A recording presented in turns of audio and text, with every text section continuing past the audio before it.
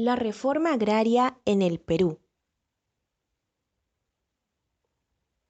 Medio siglo después, ¿qué saben los estudiantes de la Universidad Nacional Pedro Ruiz Gallo acerca de la reforma agraria? Bueno, la reforma agraria se dio en el periodo del general Velasco Alvarado, donde se dice que se repartió las tierras de los grandes hacendados a los pequeños o a los trabajadores en partes proporcionadas por cada uno de ellos. Y por esas épocas también ya estaban saliendo sobre el sendero luminoso y Sí, lo exacto. iban, ¿no? Con la vigiada lo iban diciendo que lo iban confundiendo. Y a raíz de eso se formaron las bandas campesinas y todo. La verdad es que no sé. ¿Qué saben ustedes acerca de la reforma agraria? No, tampoco. Lo único que sé de la reforma agraria fue que se dictó en el gobierno dictatorial de Velasco Alvarado cuando le dio el golpe de estado a la UNDTR, ¿no? La reforma agraria salió mayormente en favor a lo que es los campesinos, ¿no? Velasco Alvarado me acuerdo que también dijo, ¿no? Las tierras es de quien lo trabaja, no de quien lo tiene, ¿no? Sí, Eso es lo que sé. Bien amigos, pero veamos, ¿qué pasó antes de la reforma agraria? El 10 de agosto de 1956 se formó la Comisión para la Reforma Agraria y la Vivienda durante el gobierno de Manuel Prado, presidida por Pedro Beltrán. Las corrientes industrializadoras que recorrían América Latina requerían poner fin a una estructura agraria obsoleta. El 16 de noviembre de 1963 se promulgó la Ley de Bases y Reforma Agraria en el Valle de la Convención, durante la Junta Militar de Gobierno presidida por Nicolás Linde. Fue creada por el Irak e inició el proceso de la reforma agraria en el Valle de la Convención y Lares, en Cusco. El 21 de mayo de 1964 se aprobó la Ley 15037 de Reforma Agraria durante el gobierno de Belaún, pero las indecisiones políticas y la oposición parlamentaria, controlada por la alianza APRA Unión Nacional Odriguista, impidió mayores avances. Pero ¿cómo se llevó a cabo la reforma agraria? Es recién el 24 de junio de 1969 cuando el gobierno peruano implantó una serie de medidas para transformar el panorama social a través de un cambio en el sistema de distribución riqueza. Es por ello que se promulgó el decreto ley número 17716, dando inicio a la reforma agraria con el gobierno militar del general Juan Velasco Alvarado.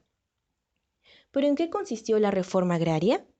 Consistió en expropiar las tierras de los grandes hacendados y adjudicarlas bajo la forma de cooperativas y sociedades, resultando beneficioso para los campesinos.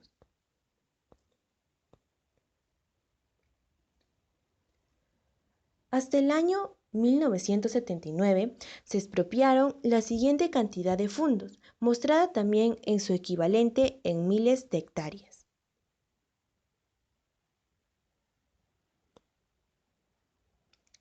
¿Y quiénes se beneficiaron? Uno de los beneficiados fueron los trabajadores estables, que eran campesinos trabajadores para las haciendas, que pasaron a ser socios de las cooperativas y a tener un empleo remunerado.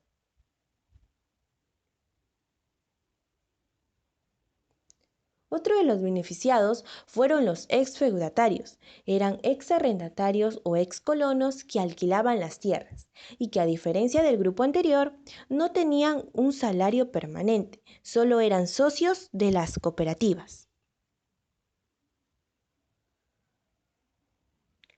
Los comuneros. Grupo de comuneros que recibieron tierras y se asociaron a las AIS. Por último, las adjudicaciones individuales, familias beneficiadas que han recibido tierras con título. ¿Pero qué efectos dejó la reforma agraria? Entre los efectos económicos tenemos las pérdidas en las empresas agrarias de producción,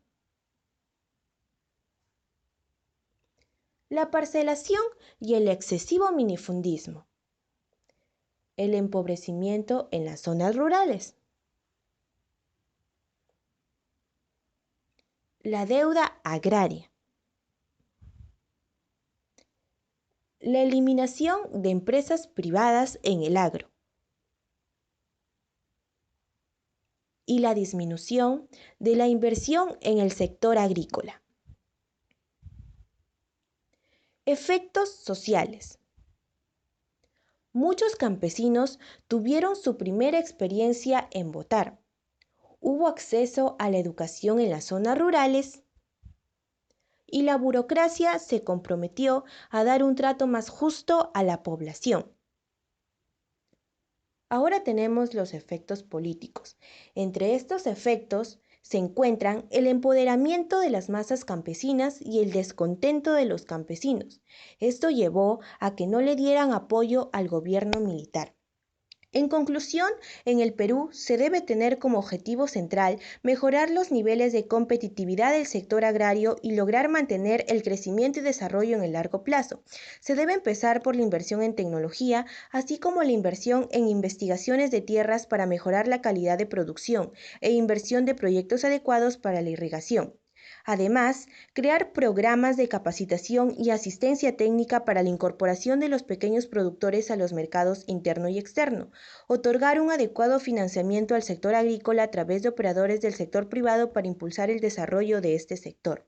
Pero no es suficiente con lo mencionado anteriormente, sino que es necesario plantear estrategias ligadas al uso sostenible de los recursos naturales y la biodiversidad, ya que no podemos centrarnos solo en extraer y explotar las tierras con el fin de obtener ganancias, sino que también debemos tener en cuenta los recursos para asegurar la existencia de las generaciones futuras.